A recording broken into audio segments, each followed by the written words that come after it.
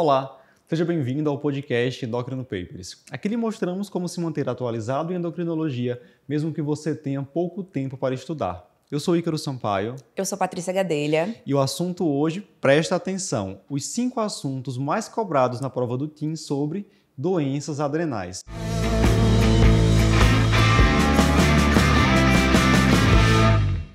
Patrícia, tá chegando a prova do TIM, né? Acabou de sair o edital.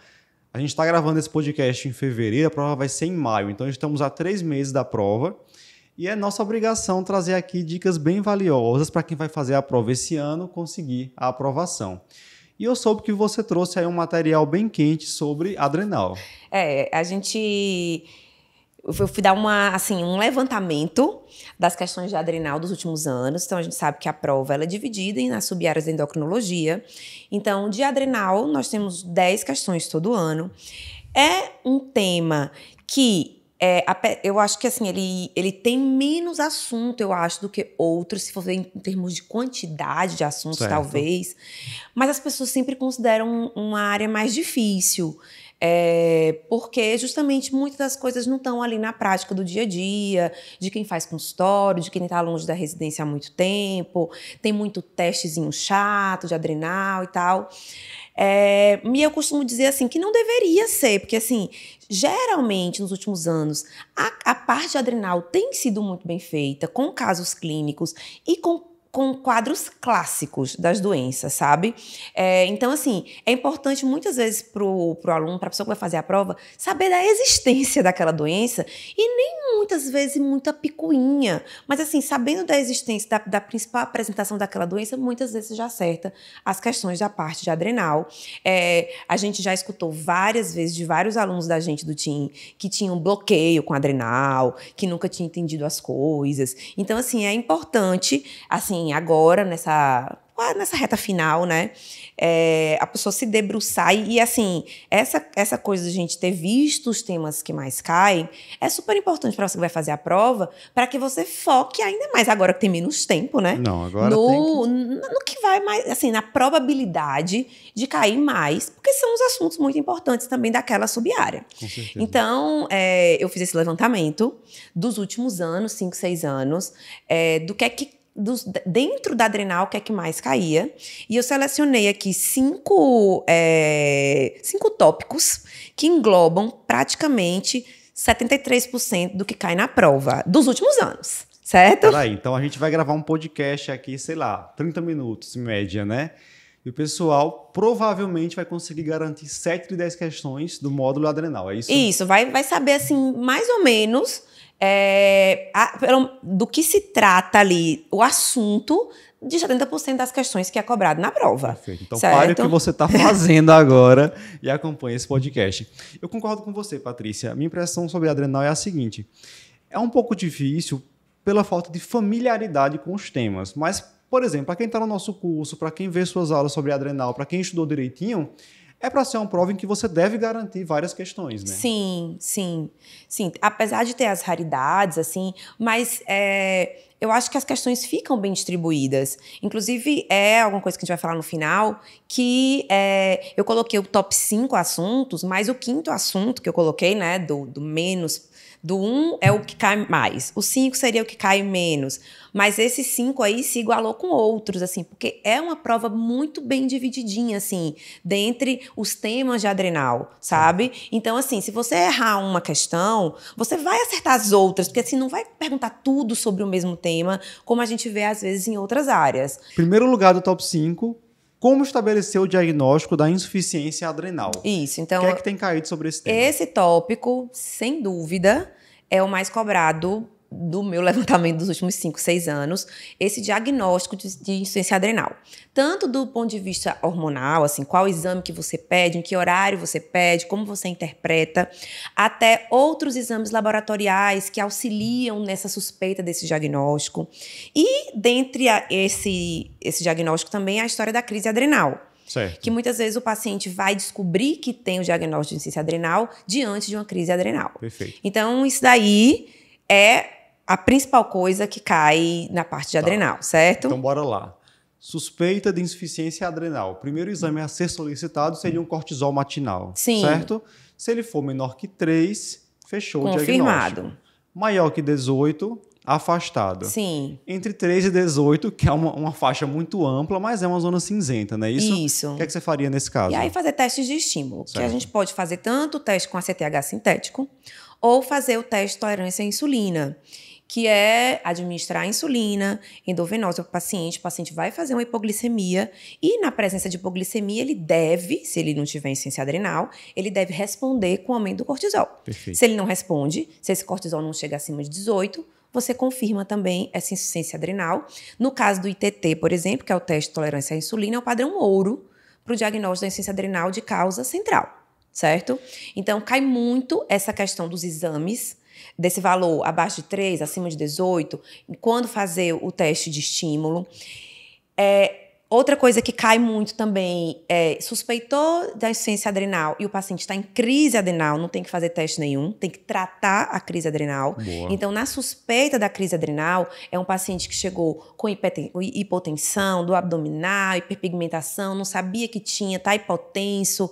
Você até pode solicitar exame que seja, mas você tem que tratar aquela crise primeiro, que é uma condição potencialmente fatal. Você não vai esperar sair o exame sair, no dia claro. seguinte, né? Então, é hidratação, é hidrocortisona endovenosa, então isso também cai. E se eu conseguir, eu coleto ali o cortisol, né? Até pode coletar, e depois você vê o resultado. Exatamente. Perfeito. Eu já vi questão sobre isso assim, ele colocava lá um paciente com cortisol, por exemplo, de 10. E na alternativa falava, o diagnóstico está afastado, está confirmado, Sim. né? Então, é justamente um valor que você tem que indicar teste dinâmico, certo? Isso. Tem algumas coisas também desse diagnóstico que às vezes podem ser de pegadinha de prova, quando tem paciente que tem aumento de CBG, redução de CBG, porque se eu estou falando a dosagem do cortisol sérico matinal, ele é uma dosagem do cortisol total. E isso pode sofrer influência da CBG, que é a globulina ligadora do cortisol. Em algumas situações podem falsear isso para mais ou para menos, apesar que isso não é o mais comum de ser cobrado, é mais essa questão dos pontos de corte. Outra coisa que também pode ser cobrada é o diagnóstico clínico mesmo da insuficiência adrenal. Em quando você vai suspeitar, né? Boa. Quando você tem autoimunidades associadas, então lá na questão fala que é um paciente que tem tiroidite Hashimoto, diabetes tipo 1. que tem diabetes tipo 1, que tem vitiligo, e aí ele vai perguntar, coloca um quadro clínico clássico e pergunta qual o diagnóstico mais provável, para que ele pode ter uma insuficiência adrenal associada. Ou então, por exemplo, um paciente que usava glicocorticoide de forma exógena crônica e suspendeu abruptamente esse glicocorticoide. Então, é uma outra causa de insuficiência adrenal, o diagnóstico presuntivo, porque ele tirou aquele corticoide sem fazer desmame. Então, quando eu falo no diagnóstico de insuficiência adrenal, é desde o diagnóstico clínico, quando você deve suspeitar essa insuficiência adrenal, e como que você vai fazer esse diagnóstico laboratorial. Boa. Certo? E a gente tem na parte clínica manifestações relacionadas à falta do glicocorticoide, digamos assim, né? Náusea, vômito, mais no específico. do abdominal, uma astenia. E temos também sintomas relacionados à deficiência da aldosterona, mineralocorticoide, naqueles casos de doença de Addison. Isso. Então, o paciente teria hipotensão, distúrbios eletrolíticos, né? Hipercalemia, hiponatremia importante. E lembrando que a doença de Addison, ainda no diagnóstico, né, que é a adrenalite autoimune, é a principal causa de insuficiência adrenal primária, mesmo no Brasil, que anteriormente eram doenças infecciosas, como tuberculose. Não é tuberculose, então? Não é mais. É insuficiência adrenal primária por doença autoimune mesmo. Dentre os diagnósticos diferenciais etiológicos, né, é a doença de Addison. E outra coisa que vale salientar, que tudo que a gente está falando aqui é insuficiência adrenal de verdade. E isso pode ser cobrado na prova, que podem colocar um quadro clínico nada a ver, frustro de um paciente que não tem nada típico, que chega lá com um exame de rotina, que foi solicitado cortisol, e cortisol não é feito para ser exame de rotina, e que não existe fadiga adrenal. Por certo? favor, pessoal. Patrícia, fechei esse diagnóstico, certo? O próximo passo seria avaliar a ACTH para definir se é primário ou se é secundário. Isso. Como é que seria a interpretação do ACTH nesse contexto? Veja, usualmente na prática, na clínica, né, assim, no dia a dia, quando o paciente tem insuficiência adrenal, A gente muitas vezes já sabe qual é a etiologia, né? Porque ele é um pós-operatório de cirurgia hipofisária. Aí você já sabe que se ele tiver insuficiência adrenal vai ser central. Mas na prova, nem sempre, né? Na prova ele coloca lá um quadro clínico. Se vem acompanhado de muitas autoimunidades, você pode até supor que é uma insuficiência adrenal primária. Mas quando você não sabe, você não tem nenhuma dica, você primeiro confirma essa deficiência de cortisol e depois dosa CTH. Se o paciente tem uma CTH elevado, geralmente acima de 100, você vai estar diante de uma insuficiência adrenal primária, onde o problema é nas adrenais, e aí, compensatoriamente, você tem um ACTH muito alto. E quando você tem insuficiência adrenal secundária, geralmente você vai ter um ACTH baixo, menor do que 10, mas pode até, assim, tem um valor ali limítrofe. Geralmente o ACTH na insuficiência adrenal central vai estar menor do que 10, e na primária ele vai estar maior do que 20. Certo. Mas geralmente é muito maior do que isso. Perfeito, perfeito. Próximo tópico, aqui do seu top 5, segundo lugar. Eu achei até que esse é o primeiro, porque eu acho que eu já vi 1 milhão de questões sobre isso, né? Pois não é. É porque eu também englobei esse diagnóstico de insuficiência adrenal, eu falei de crise adrenal, falei dos exames, então é o que cai mais. Mas mesmo. Esse aqui realmente Mas é o top 2, com muito certeza. Muito frequente. A sequência diagnóstica do hiperaldosteronismo primário. Eles perguntam tudo aqui, né, Patrícia? Sim. Como confirmar, rastreio, cateterismo. Sim. Vamos começar ali, na investigação de um paciente, uma questão com um paciente que tem suspeita de hiperaldo, que é aquele paciente com hipertensão de difícil controle, com hipertensão associada à apneia do sono, paciente com hipertensão ou hipocalemia que tenha um índice de entaloma adrenal, enfim, Sim. Qualquer paciente vai começar essa investigação. A gente solicitaria inicialmente a aldosterona plasmática e a atividade plasmática da renina. Já caiu questão perguntando se pode fazer a renina. Atividade. Pode. E aí, assim, tudo que for relacionado a isso pode cair. Então, o exame mesmo de rastreio é a aldosterona dividido por atividade plasmática de renina. E, usualmente, assim, tem um pouquinho de divergência entre os autores, mas essa relação com valor acima de 30, você considera um rastreio positivo. Certo. Aí, às vezes, você não tem o laboratório no dosa atividade plasmática de renina, só dosa renina direta. Também dá para fazer aldo sobre renina com valor acima de 2, essa relação também seria sugestivo de um rastreio positivo para hiperaldo. Certo. Isso é rastreio. Aí dentro do rastreio ainda tem várias coisas a ser perguntada. Se o paciente pode utilizar espironolactona, que não pode, é a única medicação assim que realmente deve ser suspensa 4 semanas antes. As outras medicações interferem, sim, interferem, mas não obrigatoriamente precisam ser retiradas. Okay. Então, assim, losartano, IE, Bra, um beta-bloqueador interfere. Mas, no consenso atual, é que a gente não precisa retirar tudo. Senão esse paciente ia ter que ficar obrigatoriamente internado. É fazer um pico hipertensivo. Ia dificultar completamente. Ia ter que tirar tudo, colocar só os antihipertensivos que interferem muito pouco, como bloqueador de canal de cálcio, teralazina, e isso, em termos práticos, é muito difícil. Então, a recomendação é que você saiba que não vai tirar os outros, mas saiba interpretar como é que vai vir a relação alta da atividade plasmática de renina. E outra coisa, saber como cada medicamento pode interferir, porque na tabelinha do guideline ele coloca lá. Exatamente. Porque de repente você tem uma medicação que pode falsear, assim, dar um falso negativo. Se vem positivo... Deu rastreio, deu super positivo. É relação aí. maior do que 50, você não vai se estressar com aquele medicamento, né? Exatamente isso, é esse mesmo racional. Então, tudo que for em relação ao rastreio, o que é que pode levar a uma atividade plasmática de renina mais baixa, um resultado, isso tudo precisa saber. Depois disso, do rastreio, vem a questão dos testes confirmatórios, porque, como a gente diz, rastreio é o exame inicial. Certo. E aí, alguns pacientes precisam de teste confirmatório, mas nem todos.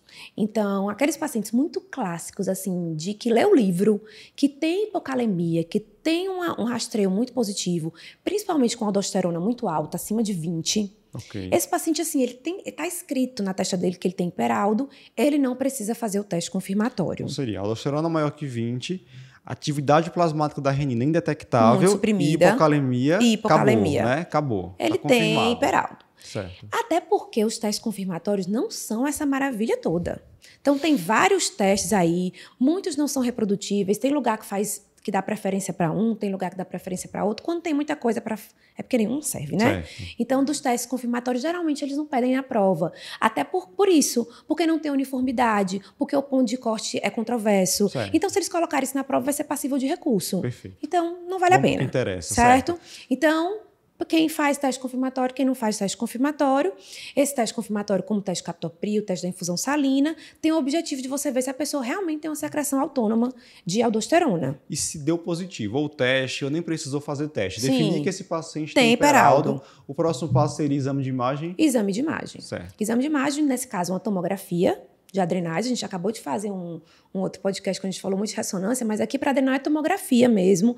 A ressonância de abdômen adiciona praticamente nada. Então, é a tomografia mesmo que a gente pede, adrenal, para tentar achar o nódulozinho lá em alguma das adrenais que seja potencialmente o produtor do excesso de aldosterona. Certo. Então, fiz lá, meu paciente tem uma lesão de 2 centímetros, Sim. tá? Achado clássico, hiperaldo clássico, mulher jovem com hipocalemia, encerrou a história. Encerrou a história, tem o diagnóstico. Mas nem sempre encerra. Nem sempre encerra se o paciente não for tão jovem. Então, o que tem hoje em dia no guideline é que para pacientes abaixo de 40 anos, se está tudo clássico, viu uma adenominha lá, você pode encaminhar esse paciente ou essa paciente para cirurgia, porque a pequena chance disso ser um incidentaloma. Mas, se eu estou vendo esse mesmo quadro clínico num paciente de 55 anos e ele viu um adenoma lá, então, quem me garante que isso daí não é um incidentaloma e que o problema está na outra adrenal? Então, para eu não operar o lado errado, é indicado o cateterismo em praticamente todos os pacientes acima de 40 anos que desejam fazer cirurgia, para que eu tenha certeza absoluta que eu vou operar a adrenal certa, que vai aquela adrenal que onde está lateralizada. Perfeito. Excelente resumo. Então, isso aí é a sequência diagnóstica, né, do hiperaldo. Muito bem. Já garanti uma questão, sem dúvida. Essa vai estar lá, sem dúvida. Terceiro tópico, também muito frequente. Como interpretar os achados da tomografia ou ressonância nos casos de incidentaloma adrenal? Incidentaloma sempre marcando presença na prova. Sim. A gente até já fez um podcast de incidentaloma. Temos um podcast, perfeito. E aí lá a gente vai discutir um bocado de coisas sobre a investigação hormonal, sobre quais são as etiologias. Aqui, rapidamente, só falando sobre esses achados de imagem, porque de fato é o que cai mais na prova. Então, o incidentaloma é aquela lesão adrenal acima de 1 centímetro que você achou, não estava nem procurando, fez um exame para outra coisa e achou. E aí, geralmente cai na prova, porque é importante mesmo que a gente saiba qual que são aqueles incidentalomas adrenais que têm mais chance, pela imagem, de ter um comportamento mais benigno ou maligno. Ok. Lembrando que nenhum dos achados é 100%, mas você vai somando os seus achados ali para aumentar a probabilidade de ser uma coisa benigna. Então, veja, lesões menores do que 4 centímetros são mais provavelmente benignas, lesões acima de 4, principalmente acima de 6, são mais provavelmente malignas. Sempre eu falo mais provavelmente porque nenhum desses é 100%, certo? Outra coisa, depois que você vê o tamanho, uma coisa super importante ser vista é a unidade Hounsfield. A unidade Hounsfield é como se fosse a densidade da lesão na tomografia. Então, o software da tomografia compara aquela lesão na adrenal com as estruturas adjacentes, com o osso, com o fígado, e vê quanto de densidade tem aquilo. Quanto menor a densidade, quer dizer que tem mais gordura, então é mais provável de ser um adenoma, uma coisa besta, benigno. Então, lesões com menos de 10 unidades Hounsfield são mais provavelmente benignas. Perfeito. E aí, além disso, naquelas lesões principalmente acima de 10 unidades Hounsfield, que você fala, ixi, será que é benigno mesmo? Aí você pode se valer do washout do contraste. Então, quando você pede uma tomografia com protocolo pré-adrenal, além de ver essa densidade, deveria ser feito com injeção de contraste. Esse contraste ele entra na adrenal e sai depois de um tempo. Se sai muito rápido, quer dizer que aquela lesão é pouco vascularizada. Então, um washout acima de 60% daquele contraste também fala a favor de uma lesão benigna. Então, isso daí tem que saber decorado. O ponto de corte do tamanho, o ponto de corte da unidade Hounsfield e o ponto de corte do washout do contraste. Perfeito. Então, não vai ter lá, washout deu 80%. O valor normal não vai ter o valor normal, certo? Então tem que saber decorado para poder você saber que aquela lesão é mais provavelmente benigna e que, portanto, você pode muito bem acompanhar com hormônios, com exame, ou mais provavelmente maligna. Perfeito. Vamos colocar aqui 2 possíveis exemplos. Um caso, paciente com lesão de 2 centímetros, densidade 8 unidades Hounsfield, então benigna, um washout lá 70%. Sim. Fechou, é um adenoma, certo? É um Agora, adenoma. do outro lado, vê uma lesão de 5 centímetros, densidade 30 unidades Hounsfield. Então, você nem vai pensar num adenoma pobre em lipídios, não, né? Densidade bem alta. Washout 30%. Sim. Típico Todos os para achados, carcinoma isso. ou outras etiologias, né? Que pode confundir um pouquinho, que pode mimetizar. Né? Metástases também podem mimetizar. Então, o que cai mais em dentaloma é isso, essa questão dos exames. Nem só isso cai, né? Às vezes cai a etiologia, dependendo do caso. A questão de em quem você vai indicar, quais são os exames hormonais a serem feitos. Então, vai lá no podcast de dentaloma. Muitas vezes também, como é que eu vou fazer o segmento desses pacientes. Enfim, mas o grosso das questões dos últimos anos foi de imagem, né? Principalmente Perfeito. Isso daí. Quarto tópico, falando em feocromocitoma, né? Então, como realizar o preparo pré-operatório nos casos de feocromocitoma? Aí já vem na cabeça aquela história. Faça o primeiro a doxazosina ou beta-bloqueador, né? Todo paciente tem que receber sal, tem que receber hidratação. O que é que tem sido cobrado na prova sobre isso, Patrícia? Então o feocromocitoma é um outro capítulo à parte, um diagnóstico, assim, um capítulo grande, inclusive, hoje em dia maior ainda, por conta da questão dos testes genéticos, que vale a pena ver de novo, porque se não caiu, vai cair, assim, essa questão de você... E eu acho que caiu o ano retrasado, não era do preparo pré-operatório, mas era um feocromocitoma numa criança, caiu na parte de PED, que você tinha que pensar nas causas genéticas de feocromocitoma. Então, isso também é outro aspecto do fel que tem sido cobrado muito recentemente, essa questão da etiologia genética do fel. Mas falando do preparo pré-operatório, então aqui eu não vou falar nada de diagnóstico de feocromocitoma, que às vezes cai, mas é menos. E esse preparo pré-operatório é importante e ainda é recomendado para todos os pacientes atualmente, apesar de haver uma certa controvérsia entre os especialistas, porque muito dessa indicação de preparo foi feito baseado em estudos antigos, onde a mortalidade intraoperatória era grande, sabe?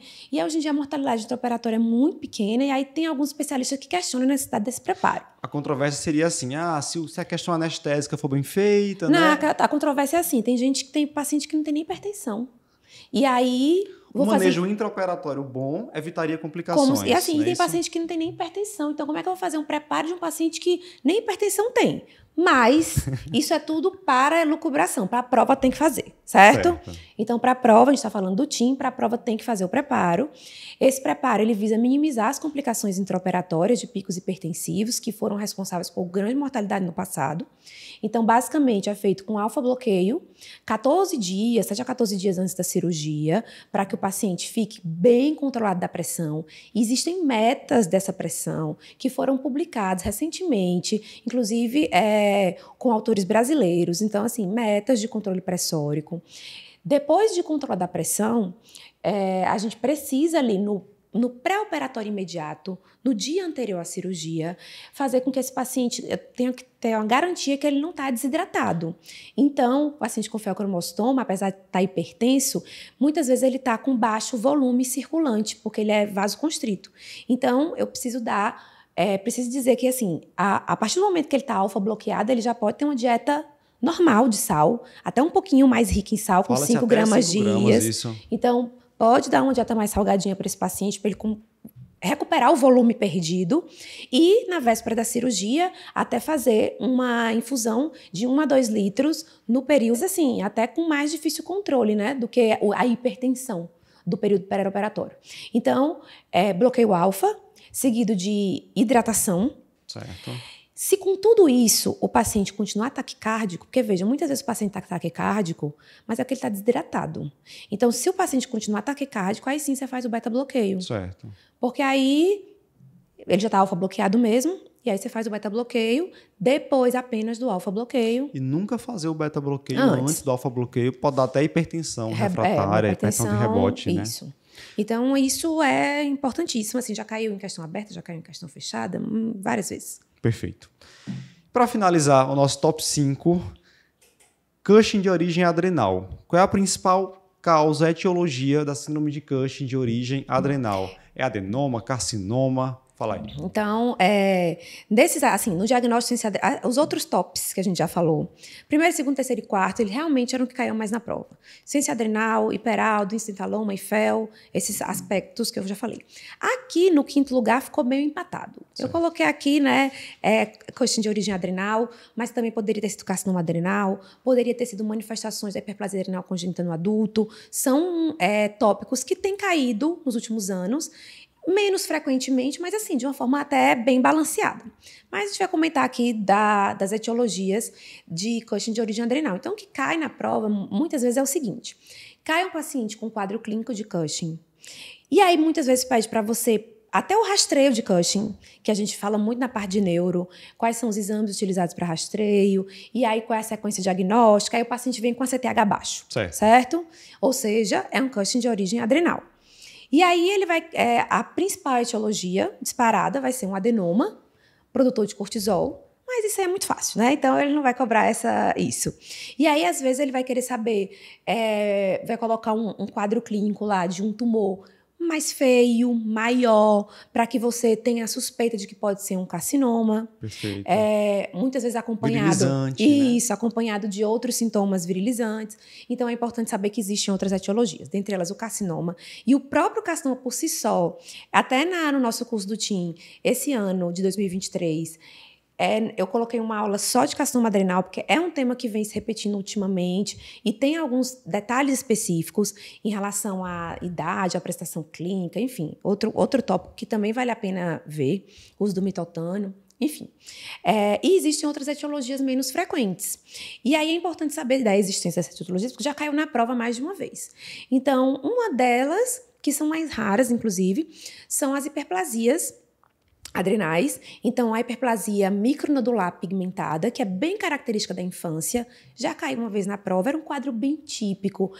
Inclusive, falava até no anátomo patológico, tinha adrenais pigmentadas. Ou seja, se você tivesse ouvido falar alguma vez da existência dessa doença, você ia acertar, sabe? Então, é uma forma de Cushing de origem adrenal da infância, que muitas vezes está associado com complexo de Carney, o paciente tem lentigos, tem pigmentação de mucosa, uma coisa muito rara, é uma das causas mais raras de Cushing de origem adrenal, mas se você sabe que existe, se acerta. Da mesma forma, a hiperplasia adrenal macronodular, que aí é uma manifestação já do adulto, geralmente mulheres adultas, em que você vê as duas adrenais aumentadas com vários nódulos ou normais, só mais hiperplasiadas. E aí, geralmente, é um Cushing mais, assim, menos florido, uma mulher de mais meia-idade, em que eu vejo essa imagem, assim, que me chama a atenção. Poxa, as duas adrenais estão aumentadas. E aí, ele já caiu na prova perguntando, qual era a provável etiologia? Aí tinha lá, carcinoma adrenal? Não era carcinoma, as duas adrenais aumentadas de forma... era micronodular pigmentada? Também não era. Então, era uma hiperplasia adrenal macronodular, que é uma doença rara também, na qual as adrenais respondem a estímulos hormonais diversos que não a CTH. Então, outra coisa rara, mas que sabendo da existência, você também não precisa saber milhões de detalhes sobre essa doença, você acaba acertando a questão sabendo que ela existe, essa doença. Essa é aquela coisa de quem vai estudar direcionado para a prova, porque definitivamente, assim, Cushing já é raro, né? Sim. Aí você vai para essas causas raras de Cushing adrenal. Isso aí no dia a dia... Não. Então, aquele estudo da prova mesmo, exatamente, né? Quem está aqui com a gente, quem está acompanhando nosso GPS. É isso aí. Perfeito. Esse foi o nosso top 5. Se você fosse citar assim, pessoal, acho que também vale a pena ler tal e tal assunto, que outros temas sobre adrenal acha que vale a pena dar uma revisada ali próxima à prova? Então, já tinha comentado sobre carcinoma adrenal. Certo. Vem caindo nos últimos 2, 3 anos, todo ano uma questãozinha lá. Hiperplasia, né? Hiperplasia adrenal congênita, isso daí sempre. Eu nem comentei aqui, porque às vezes cai muito na prova de PED, né? Sim, sim. Então... Mas sempre hiperplasia adrenal congênita, as formas hipertensivas de hiperplasia adrenal congênita. Quando eu falo assim, vale a pena revisar a hiperplasia adrenal congênita, é um mundo, né? Sim, sim. Mas assim, aqui falando da parte de adrenal, principalmente as formas hipertensivas, que são as mais raras, mas que costumam cair na prova, e algumas manifestações do adulto, Boa. Como... o que fazer na gestação desses pacientes, os tumores testiculares de reses adrenais, que também é uma coisa... não raro, mas não muito frequente, que tem sido cobrado nos últimos anos. Excelente, Patrícia. Obrigado. Ótima discussão. Pessoal, conhece alguém que também vai fazer a prova do TIM esse ano? Já compartilha imediatamente esse podcast. Se gostou, deixa aí o seu comentário. A gente se vê na próxima. Tchau, tchau, gente.